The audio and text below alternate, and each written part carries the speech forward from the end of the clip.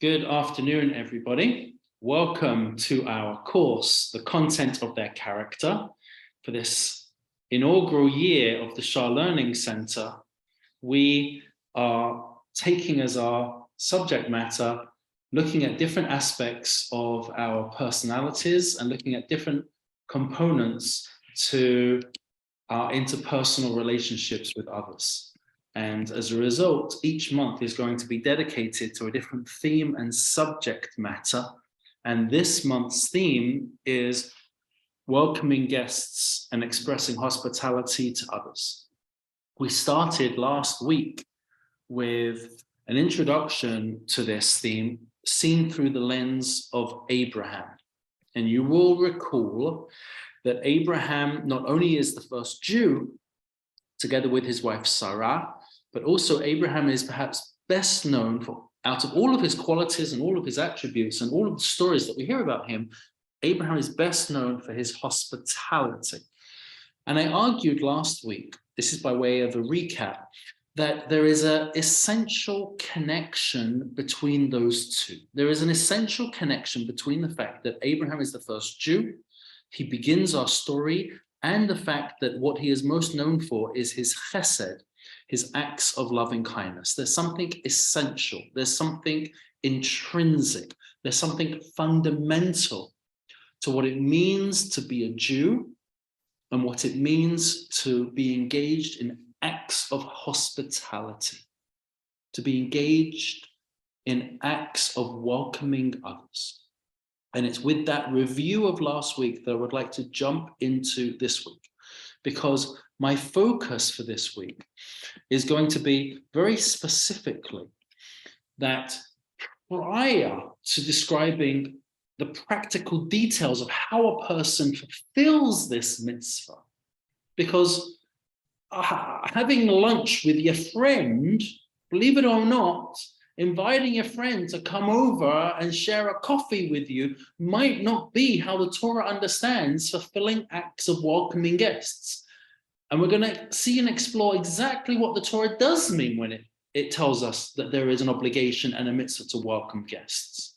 But prior to describing the practical details of fulfilling this mitzvah, I first want to look at with you some various sources that highlight the importance and value that our tradition ascribes to this mitzvah of welcoming guests. So let us see what our tradition itself does in terms of placing the importance of welcoming guests in our tradition. That is by way of introduction. Let's take a look at the sources. Hopefully you can see my screen. Let's try that again.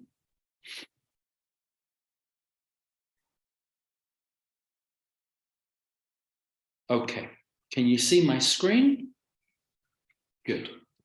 We start with the famed Rabbi, the Chafetz Chaim. This is an individual that I've mentioned on more than one occasion. You should be familiar with him by now. Rabbi Yisrael Meir Kagan, who will live at the end of the 1800s, dies at the beginning of the 1930s. Dies at the beginning of the 1930s, lives in Radin, Eastern Europe, an author of prolific many books, and he has a book called Achavat Chesed. This is fascinating, it's amazing. If you want to put this on your Hanukkah list, it's a book that details and describes how to perform acts of loving kindness. Isn't that amazing? He wrote a whole book explaining how to perform acts of loving kindness. Now you might be thinking, you don't need a book for that. And others of you might be thinking, oh, I know just the person who I'm going to give this book to. But be that as it may, he introduces the character of Abraham and he speaks about loving kindness. Let's take a look at his words. How treasured by God, we're at the top. You see where we are? How treasured by God is the mitzvah of hospitality. The Torah devotes much attention and great detail to the episode of Abraham's hospitality. This is to serve for us as a reminder and inspiration to follow in his footsteps our entire lives. Let's just pause there for a second. The Torah is a rule book. The Torah is a book of law. The Torah is the Bible. If you could have just given us a list of all of the mitzvot, it would have still worked. And yet the Chafetz Chaim says, you know why the Torah is a bunch of narratives? Do you know why the Torah teaches us a whole variety of stories about our earliest fathers and mothers? Because it wants us to try and emulate them for the rest of our lives. Isn't that a powerful thing to contemplate? I want you to think about that for the rest of the day. The Torah doesn't just give laws, listing them one after the next, after the next, after the next. Rather, the Torah gives us narrative, the Torah gives us stories, so that when we read about such people, we're able to then try to emulate them and copy them for the rest of our lives. How powerful. How powerful. Okay, let's continue. He goes on and says, indeed, immediately after recording this episode, the Torah goes on to praise Abraham specifically because he educated his children, including future generations, to follow in his ways of righteousness and hospitality. This refers to the verse, for I have loved him because he commands his children and his household after him that they keep the way of God. Now, I don't know if you caught that point that he was making, but immediately after the story of Abraham's hospitality, what does the Torah do? It tells us just how much God thinks about Abraham. It tells us why God chose Abraham. It tells us the praise of Abraham. And in God's own words, you know why I love Abraham? Because he's going to teach his children after him the values and the virtues that he himself practices. So let me ask you a provocative question. Are we teaching our children our values? Did we succeed, if perhaps you already have grandchildren, did we succeed in teaching our children our values? Have they in turn accepted them? Do they agree with them? Have they internalized them? Are they passing those values onto their children in turn? The values we have are not private. The values, the things that are important to us, are not matters of the heart. We live our values. We want to promote our values. We want to pass them on to our children. What do we say on the most important night of the year? The most important night of the year, what do?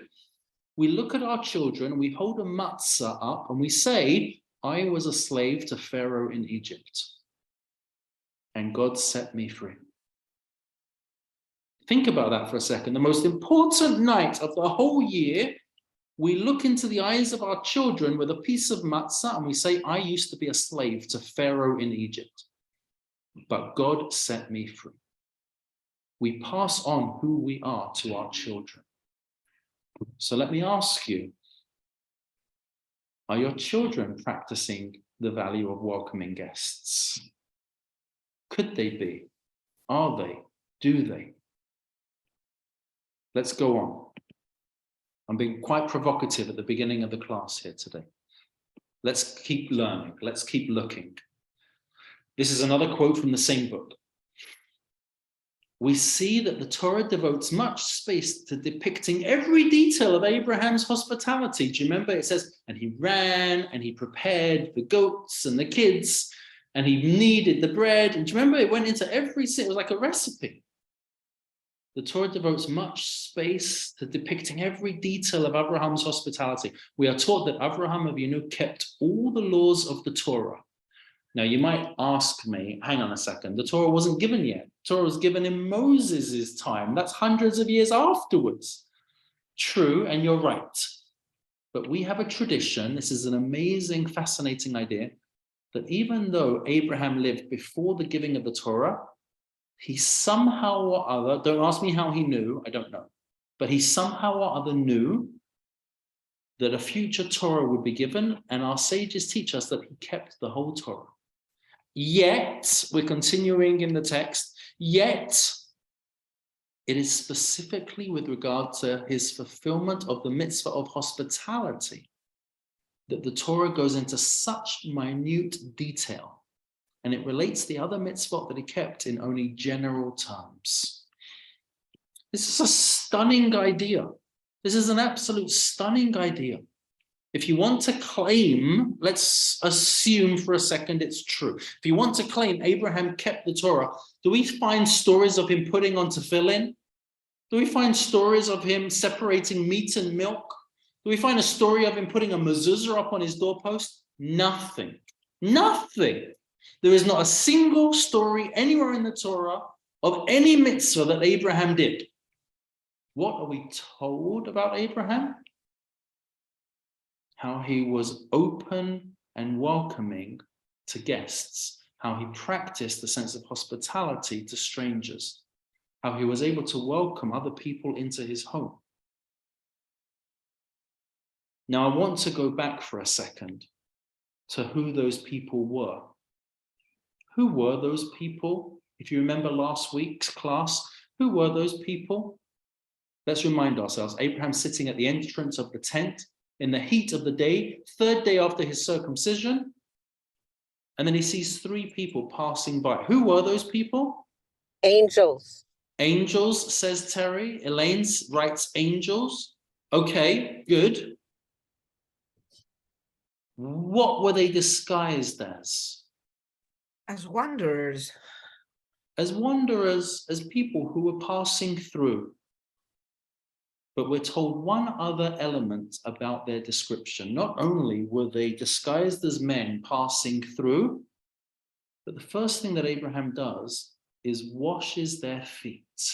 Do you remember that detail? Yes. God washes their feet.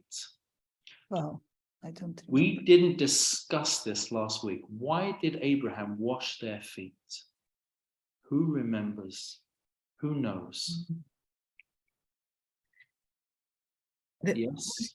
Some explanation that has to do with Avodah Zarah. I don't remember exactly, but amazing, Ora. Amazing. Ora has hit the nail on the head. Let me explain what she just said. We have a legend that teaches us that the men or the angels disguised as men presented themselves as heathens, as worshippers of idols. And in this particular form of idol worship, being desert travelers, what was it that was the form of their worship? They worshipped the sand under their feet.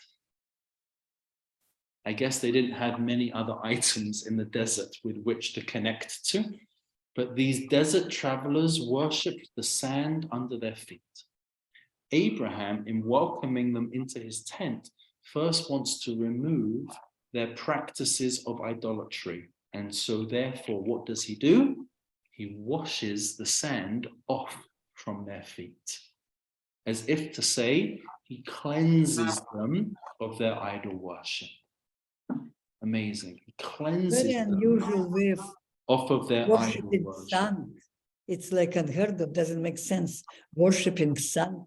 Yes, a lot of idolatry doesn't make sense, but that's for a different class. But what we have, fascinatingly, is a person. Remember, Abraham was the believer in God. He was the monotheist. He was somebody who represented an idea that was antithetical to idolatry. Who are the people that he welcomes into his house? The people that believed in the very opposite values that he did. He welcomed people into his home who were idolaters. Now think how powerful that is. This is an individual who doesn't invite his friends over, who doesn't invite people with shared values over. He invites people that he has nothing in common with. And it's those such people whom he invites into his house. When was the last time you invited a white supremacist over for dinner? My goodness, could you imagine? Lynn, you have a comment, please. I have a question, and that is that If you are inviting someone into your home, isn't it presumptuous and judgmental to remove their beliefs before entering? It's a How are you beautiful being question. cordial? That's a beautiful question. Isn't it presumptuous and judgmental to remove their beliefs? I just want to contemplate that question for a moment, because I believe it's an excellent question.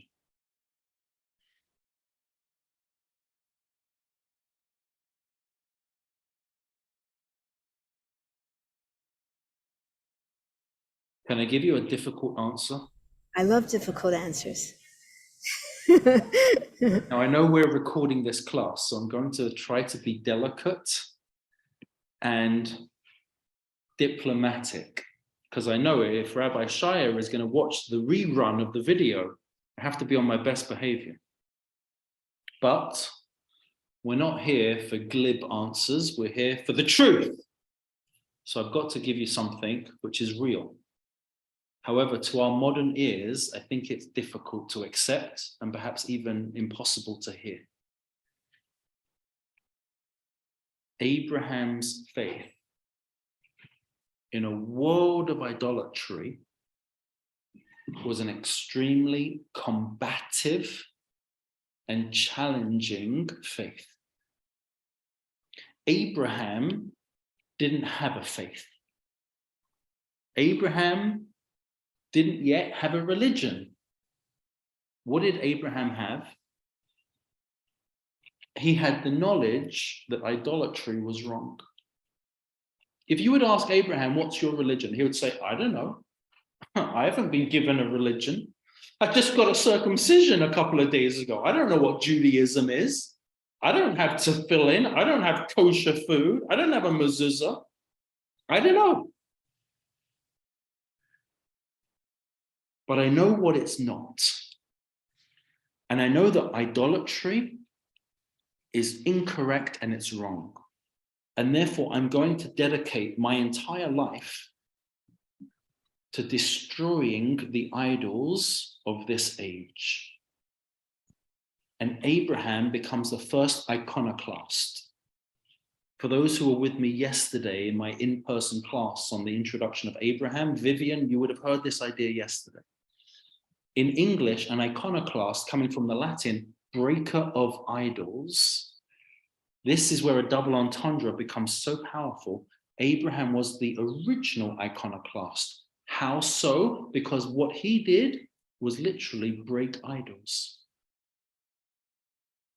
Abraham, this is a very different Abraham I'm introducing you to right now. We're used to the soft, gentle, grandfatherly welcome. I'll welcome you in for some food into my tent. And that's all true. But there's another face of Abraham. And it's the face of one of the strongest, one of the toughest, one of the grittiest individuals in the history of humanity, where he was able to say, I will stand on one side of the world and the rest of humanity will stand on the other, and you're all wrong. You're wrong. I know idolatry is wrong. I know that there's one God and monotheism is the essence of our world. And I'm prepared to fight you for that belief. So you want to come into my home? No problem. You want to partake of my hospitality? No problem. But let me help you. This is so powerful. I'm here to help you by taking away your mistaken beliefs that are only hurting you. Because ultimately, they're taking away your freedom. You're living a life that is trapped. And where are you trapped? You're trapped inside your own projections. You're trapped inside your own mind. You're trapped inside your own visions of what your reality is. You think there's a God of the rain. You think there's a God of the sunshine. You think there's a God of fertility. And so you're imagining that the things you need are controlled by these powerful forces in the universe called the gods.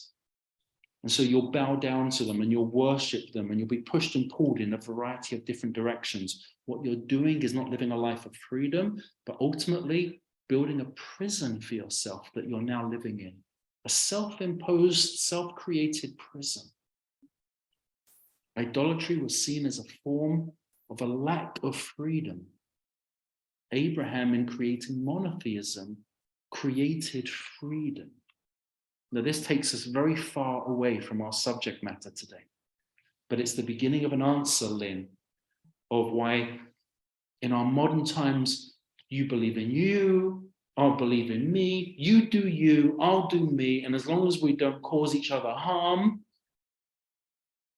the melting pot of 21st century cosmopolitanism allows us all to fall into a beautiful postmodern, post-culturalism world where there's many truths. And as long as we do no harm to one another, that's fine. Abraham comes along and says, that's not my world. My world is a world of the values and the truths that I have discovered are so meaningful. I wish to challenge you on yours, not for my sake, but for your sake. I'm here to help you. Wow, that's going to open up a whole Pandora's box and take us very far afield. Stephen, question or comment? I don't know what was lacking in my Shar Shemayim education, but I never knew the story about the worship of the sand under the feet. In fact, the way we understood the Abraham story was this was an act of great humility. The very fact that strangers would come in who were dusty and dirty from walking in the desert and probably had sore feet, he was doing an act soothing, cleaning their feet before the dinner, which was allotted before coming in for a meal. He washed their feet. I never heard the other part. That's the way it was presented to us in those days, i.e. the Shar Shemayim Hebrew School. So we never got presented this part of the story. So I'm lacking in my education. Thank you for that. And the response to that is, and the greatest response to that is, Baruch Hashem. Baruch Hashem, we're learning something new. Thank God. Our role here today is to challenge ourselves. If in 2023 we were simply repeating the stories of your youth from the Shah HaShemayim, I mean, you're only 39, so it wasn't such a long time ago, Steve. But if we would repeat stories of the early 1990s, when you were in Hebrew school, I'm not sure that we would have achieved anything new. You're learning something new? Great. That's why we're here. Ira, yes, you wanted to say something. You're on mute. I always was thinking the same as Steve, that I should how wonderful it is to wash someone. It's really sign of humility and kindness. That's the way we understood. But maybe that's also true. I don't know. So we're learning, Ira, to live is to learn. And we learn something new every single day. Today is Valentine's Day, so we have to talk about love. No. That's a non-Jewish concept. Today is Don't not keep it, Valentine's. no, out. It's Today is the 23rd of Shvat. That's today's date. Okay? Let's not bring in Christian saints of Valentine's. We are learning Torah. Let's keep going. Let's keep going. By the way, in Judaism, every day is Valentine's Day.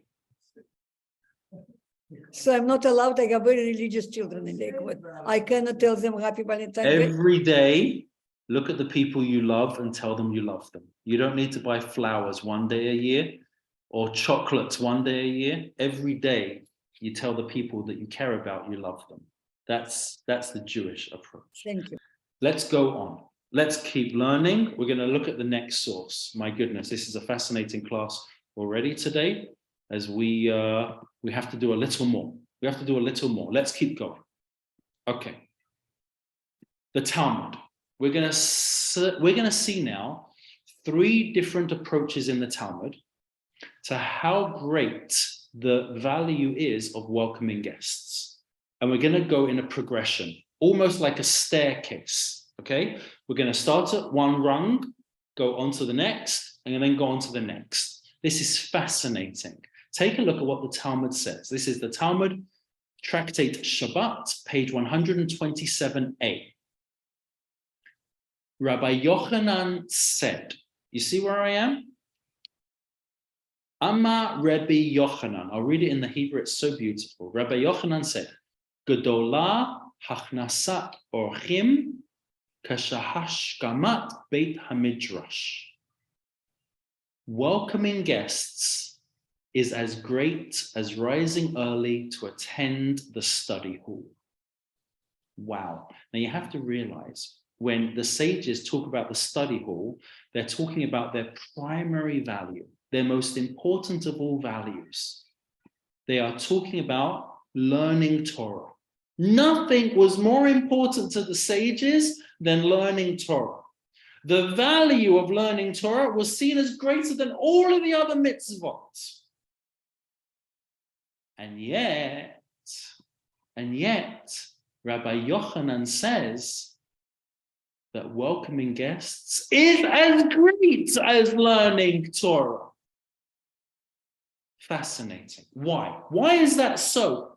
Why is welcoming guests on the same level as our greatest value? Why do you think? That's an open question to you. Why do you think that welcoming guests were seen by our sages as on the same level as our greatest value? What do you think the answer to that is? Yes, Vivian. Because it's the déclinaison, I don't know if it's the word, of loving others as yourself. Because the other is no longer the other, somebody different.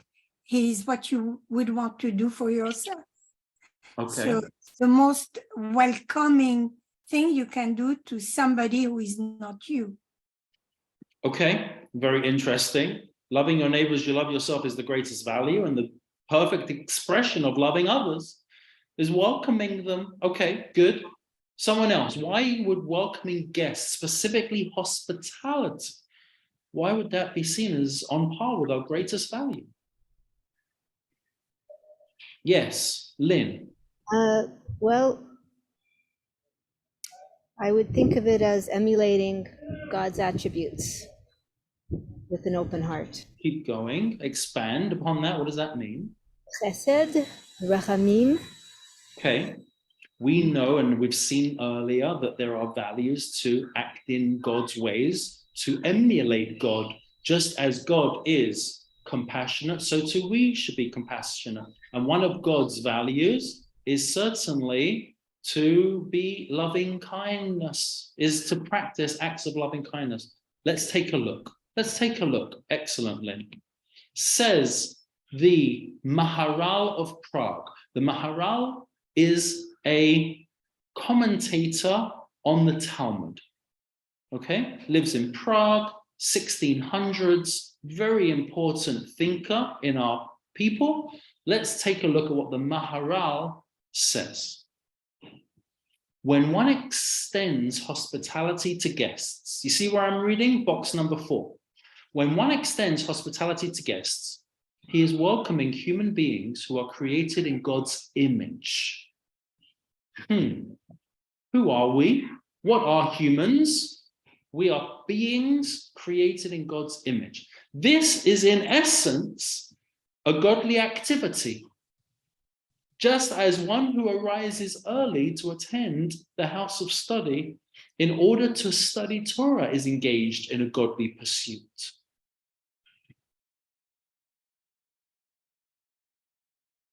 When we study Torah, we're engaged in a godly pursuit. Okay, I understand that. That makes sense. When I welcome another human being, I'm also engaged in a godly pursuit because a human being is created in the image of God. In other words, I'm welcoming in a microcosm of God himself into my home every time I greet guests. But guess what? That was only the first rung on the ladder. That welcoming guests is equal to our highest value as being engaged in the study of Torah. I want to go even further, because the Talmud in the next line says the following. Rav Dimi of Naharda said, hospitality to guests is even greater than arising early to study Torah. Amazing. Don't say it's equal to our highest value. It's even greater than our highest value. Hospitality is the most profound value in all of Judaism. Wow, what a statement to make. Let's take a look again at the Maharal's explanation of this Talmudic passage. Box number 6. Rav Dimi maintains that hospitality is even greater than arising early to go to the house of study, the Beit HaMidrash.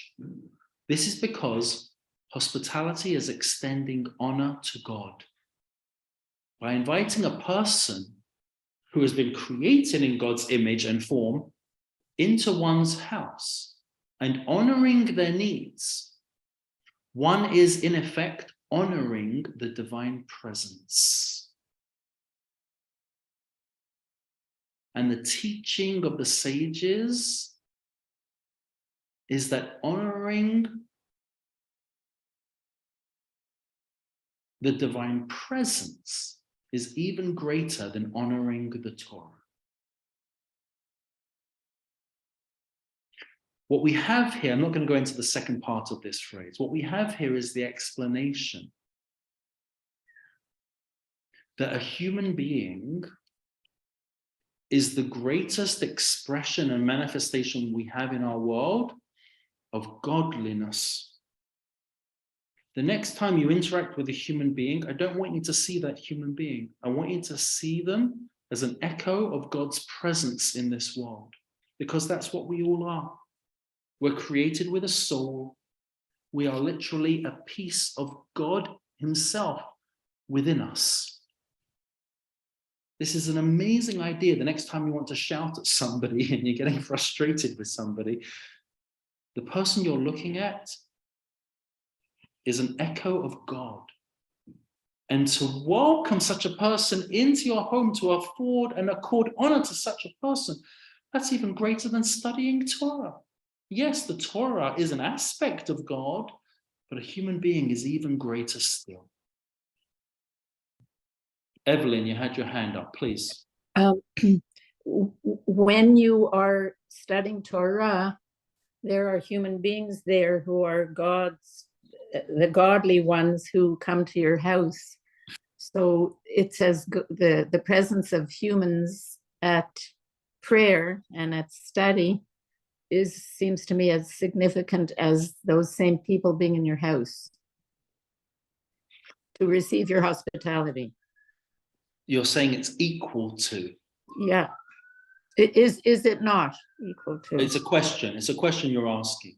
Yeah. So that is the Talmud's starting point.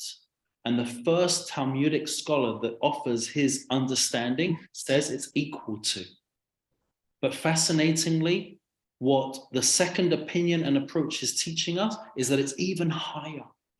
It's even higher. The Torah and studying of the Torah honors God.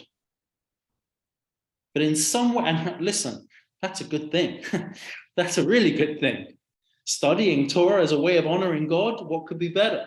It's amazing. But we're taught something right now exceptional, that there's even something greater yet. Because as much as the Torah is a manifestation of God, there's something even closer to godliness in this world, even more than the Torah and the study of Torah itself, a human being. It's amazing. We don't think like that. We don't see other human beings like that. Unfortunately, we take other human beings for granted. Sometimes we're a little rough around the edges with them. We can even be a little clumsy in our interactions and behaviors with them. But this passage is teaching us that a human being is an expression of God in this world. You want to afford honor to such a person? Wow, you're engaged in the greatest act of all. Stephen. And would you not also say that there's a universal aspect to being welcoming? In other words, that would apply to women and men equally. Women did not get up early in the morning to go to the study hall, but they all could be welcoming to guests. And so that's a mitzvah that could apply equally to men and women, That is which brilliant studying analysis. which studying early in the morning could not, That is because a women did brilliant not have that analysis. option. Yes, you're making a fine point indeed, because traditionally, times have changed now, but traditionally the act of studying in the school of study, the Beit Midrash, was a male-dominated occupation. Very right. good point. Thank you. Oro, you wanted to say something? Thank you, Steve. Great. Does this apply to evil people? If you know that some people are evil, is inviting them to your house an act of honoring God, equal as honoring God?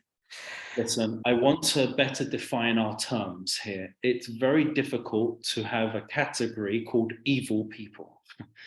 I don't know who evil people are. I don't know what that People are means. mean to you, to did bad things to you in life. People that are mean to you, people that have been rude to you. Okay, so yes, I will say, and you're not going to like this, all right? So excuse me for telling you the answer, but you know what I'm about to say. It's an even bigger mitzvah to invite people that have been mean to you and that you've had difficult words with, because creating shalom is the greatest vehicle for blessing in our lives. And when there's strife and animosity between people, when shalom just can't exist, it's hard to find blessing in our lives. So if welcoming in guests is of the greatest of values, welcoming in guests who we have had difficult relations with, even bigger yet. Excellent point. Excellent point. Yes. Lynn, please. Two questions or things to share on what you're saying. The first was it being a greater mitzvah than studying of Torah to greet the hospitality. Could that not be because we are co-creators here, and that when one studies, we are not in the act of creation, we are in the act of growth, and then action comes when we do something with it, so that the hospitality is in action and therefore a higher value than, that's why it would become before as greater, better than, or greater than in import than the study of Torah. I think that is a correct analysis, yes. Excellent. Just say really quickly to respond to what Stephen said about the mitzvah of going in the morning and women not needing to. If the import on women was that they are in a high act of co-creation, that the level of importance then would exceed in what they were doing. And therefore it would be, of course, by choice. Very, very, very fairly and well taken. Thank you. Elaine, yes. I wanted to take what Stephen said a step further in terms of men learning in the Beis HaMedrash. In Europe, no more than 5% of men, in any case, were learning Gemara. I mean, today's era is the best era we've had yet, because so many people now learn. So if only 5% of men were learning here by inviting guests, that could be done by 100% of the people. Men. Yes, but I wouldn't look at it like that. While you're correct, I'm not looking at the practical numbers of how many were engaged in this activity. I think that what the Talmud is saying is, as a value in and to itself, what is seen as a hierarchical structure of importance. So don't look at it from a, how was it practiced throughout history, but look at it as a pure act of how do we value these hierarchies. And in that regard, welcoming guests is even higher than our highest of values. Thank you. Okay. Thank you. Okay, but friends, that's only level 2. There's three levels here. You're like, oh my God. So what if welcoming guests is higher than our highest value? How do you beat that? Right? What's even beyond that? So let's take a look. This is amazing. Look at the following. This is amazing. Again, it's all in the Talmud. I'm not making this up, okay? This is the Talmud that I'm sharing with you. Again, same page, Tractate Shabbat 127a, hospitality to guests. Look at the following.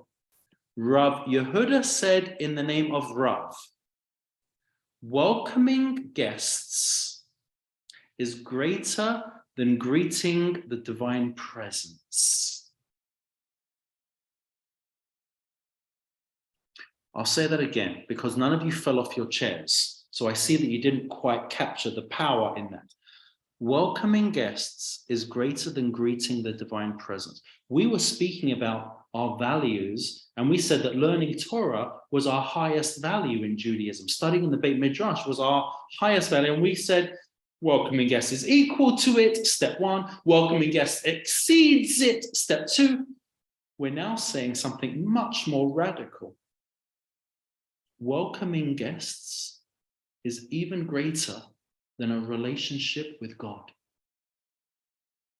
Wow. And look at the Talmud's proof text for this idea.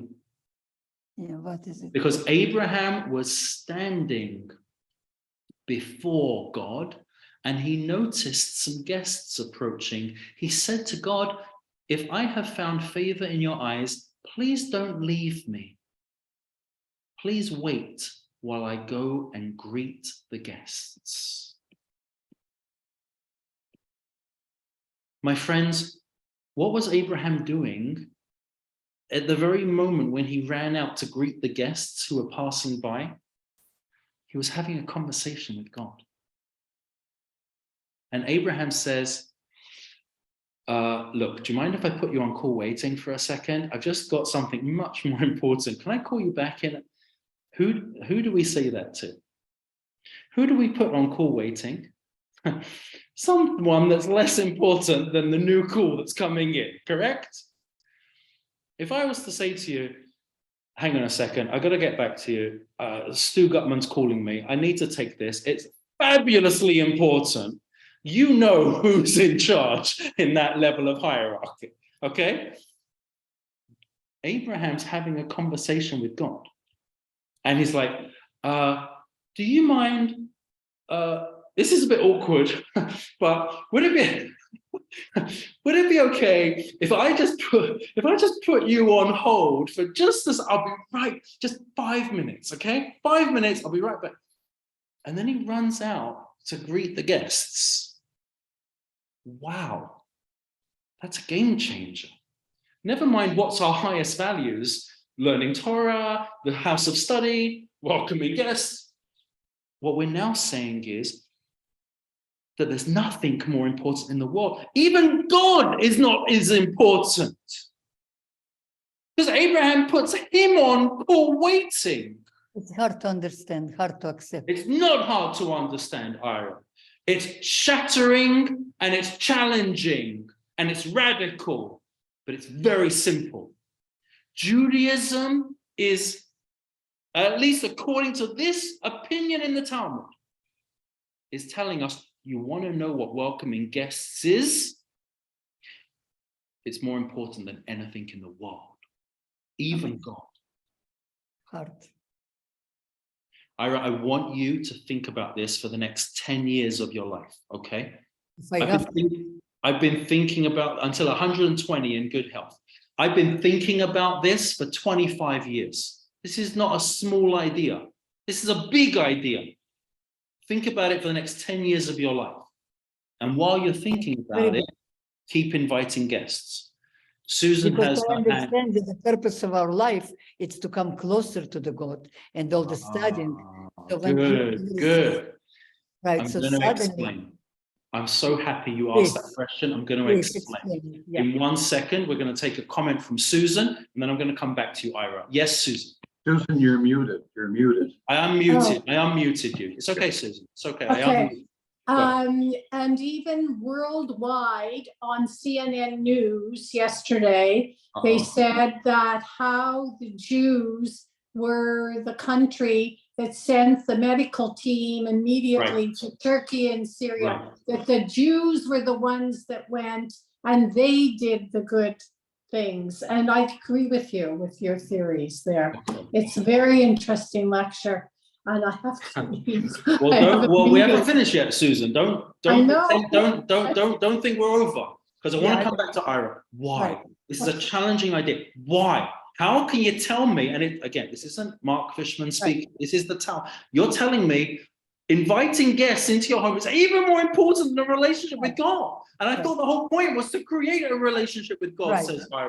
Please. Says the Talmud, or the explanation as given through the eyes of a commentator, the Maharal. Take a look at what he says, because the Maharal says here in Book 8, Rav Yehuda maintains that hospitality is even greater than receiving God. The reason for this is that although it is possible to a certain extent to connect with the divine presence, this relationship is somewhat limited, for there is, after all, an unbridgeable gap between mankind and God. As the Torah itself says, no human can see my face and live. Yeah. When we create a relationship with God, it's always limited. We are finite, he is infinite. There might be some type of relationship, but it's never a full, total relationship. God is just beyond. We get a little, but not the whole. However, continues the Maharal, this, you need to stick this on your fridge. This is everything I'm giving you now. However, you see where I am? Yeah. It is different regarding hosting a human guest whom one honors and has fondness for. One can connect completely with the image of God that is in this person. In this way, hospitality is greater than receiving the divine presence, because connection with the divine presence is limited. But connecting with the divine embodied by a person is complete. In other words, through connecting with a person's divine aspect, one connects more closely with God himself. That has to be put in the refrigerator, right? That has to be put on your fridge. Right. That's very powerful. What is a human being? We forget this. What is a human being? A human being is a part of God. Oh. And if you're going to welcome such a being into your home, you will be able to connect fully with that human being, because on a one-to-one level, I'm a human, you're a human. We can get each other. We can connect with each other. Connecting with God partially, but not totally. And therefore, hospitality is even greater than welcoming God. Tom has his hand up. Yes, you wanted to make a comment or question? Yes, it's a question. Could there be a component of time here? Because God is timeless and he's always there, whereas humans are very subject to time and you can't depend on them, whereas God is always going to be there. Is that, just so I understand you correctly, is that a part of your answer in supporting this idea that we're making now, that welcoming guests is more profound and more total? Because God is outside of time. And when you have an infinite being like that, you're not going to be able to connect with a being outside of time, because by definition, we live inside of time. Excellent point. And right now, right here in front of me is someone hungry. You need food, come, let me feed you right now, right this moment. Excellent. Very good. Very good. Questions, comments, Stephen? I see you have your hand up. Yes, please. So I just wanted to know if any of the commentators in the Talmud explained what hospitality means. There's so many levels to hospitality. We're going to see that next week, actually. We're going to see that next week. In the Talmud, they don't go into that level of detail. They say Be hospitable. And they assume that you know what being hospitable means.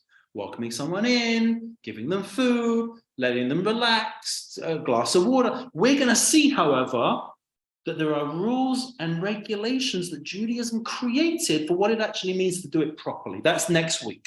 Okay. The Talmud says generally, Achnasat Ochim, welcoming guests. Sorry, I just want one question. It's very short. I heard surprisingly a few weeks ago that somebody said that it says to really host somebody, they have to sleep in your house. If We you will just give see. a dinner, is not enough. They We have to will sleep. see. I was so surprised, I couldn't believe my ears. Well, let's hold That's that true? thought. Okay. Hold that thought, and we'll find out next week whether you need to get the spare bed ready. Okay. Right, but I couldn't believe it. If I invite a guest for dinner, it's not good enough. They have to sleep in my house to be hosted. We will listen. It's fascinating. We're gonna see. Hold that thought. Explain me that if it's true. How much true next week? Friends, there was more that I had, but I'm going to pause here. I'm a big believer that less is more. We're going to pause here for today. I hope this has been interesting. I hope this has been fascinating. I hope it's been challenging. I've already seen, as far as Stephen's concerned, we've learned something new. On that level, Baruch Hashem, Dayenu, that's enough. We've learned something new. That's enough. Thank you very much. Thank you And very much. I want you to know, don't miss next week, because next week, maybe we've been doing it wrong this whole time. Maybe it's more about our pillows and our blankets than it's about our potatoes. But let's pause here. I think it's better that we do less as opposed to finishing everything that I had prepared. Next week is going to really be interesting. So thank you for your participation. Yeah. Rabbi Fishman, next week I have a doctor's appointment, so I can hear recording. It's always recorded. It's always recorded and then How do I hear uploaded it? onto When it's YouTube. recorded? It's How do I- uploaded onto YouTube, and then you'll find it on the Shah's YouTube page. Okay. Thank you. Have a great week, everybody. Wonderful to see Thank you. you very much. Stay Rabbi. healthy, Thank you, stay Rabbi. well. Smarter now than I was an hour ago. Thank you very much. All the best, everyone. Thanks, Rabbi. Thank you.